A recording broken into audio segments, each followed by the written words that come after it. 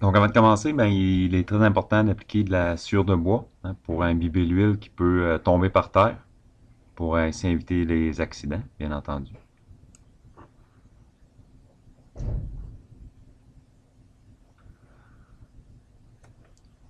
Donc on vient d'installer notre tuyau dans notre étau à tuyau. On va le placer à la longueur voulue et puis on va juste le serrer, juste pour qu'il soit stable et qu'il ne tourne pas.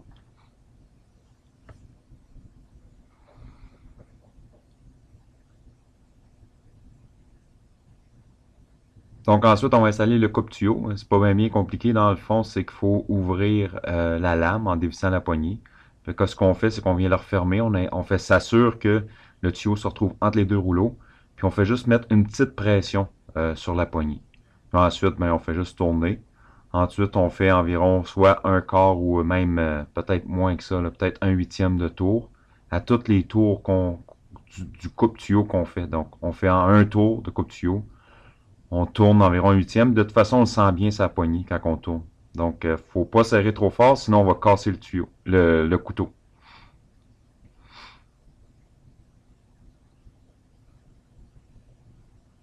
Puis on fait ça jusqu'à temps que notre bout tombe. Faut faire attention quand on est presque rendu au bout. Le coupe-tuyau pourrait tomber par terre aussi. Donc, proche de la fin, là, on s'assure que euh, notre coupe-tuyau ne tombera pas. Là. Donc, on fait bien attention.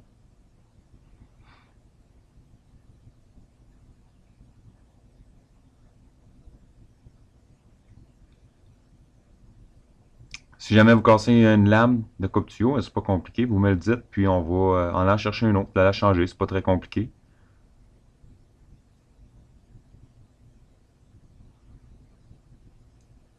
Donc, quand on coupe notre tuyau, habituellement, ça fait un petit dépôt de métal à l'intérieur du tuyau. Donc, il y a deux outils. Il y a un outil, un ébavureur qu'on appelle. Donc, celui-ci, on fait avec le tourner. Il y a une petite tête pivotante, un petit couteau pivotant pour enlever les débris de métal. Puis, on a l'autre aussi, là, qui est hélicoïdal. Donc, c'est le même principe un peu. Donc, il faut faire attention que celui-là, par exemple, parce que si on pousse trop fort sur l'outil, ben, il va se visser dans mon tuyau. Donc, c'est juste pour enlever les débris. Avant de faire les filets, donc le filetage, donc on va mettre un peu d'huile de coupe, puis on appuie une petite pression sur l'outil. Donc, on fait un peu comme le filetage qu'on a fait en usinage manuel. Fait qu'on fait juste visser. C'est à cliquet, donc on inverse le sens de rotation régulièrement pour casser les copeaux, des débris de métal. Puis après ça, on repart à l'opposé. Donc on s'en va comme ça en faisant nos filets. Si vous sentez que ça devient trop difficile, trop dur, n'hésitez pas à repartir sur l'autre côté, on recule, puis de rajouter de l'huile de temps en temps.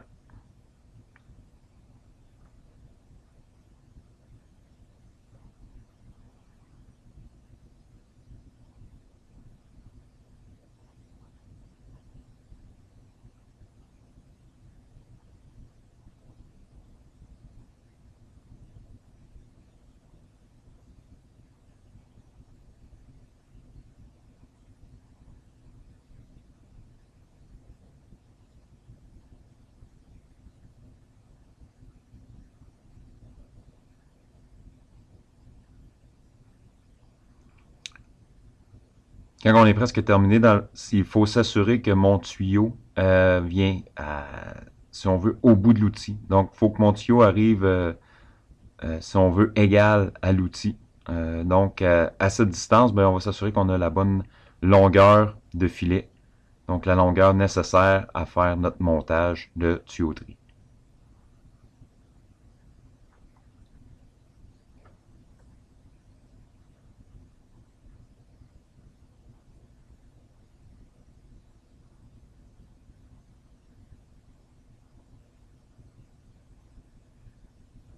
N'oubliez pas, hein, rajouter de l'huile de coupe régulièrement, c'est moins, c'est moins dur sur les outils, puis ça facilite le travail.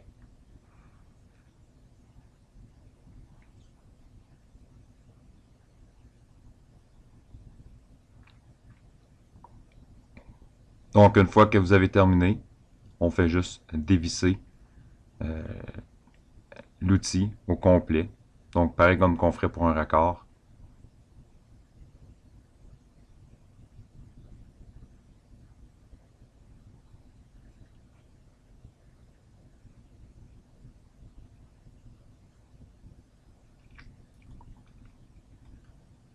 Faut faire attention aussi quand on arrive à la fin pour que l'outil tombe par terre. Ensuite, ce qu'on vient faire, c'est il faut toujours essayer un raccord sur nos filets. C'est une très bonne habitude à avoir, comme ça on s'assure que nos raccords sont corrects.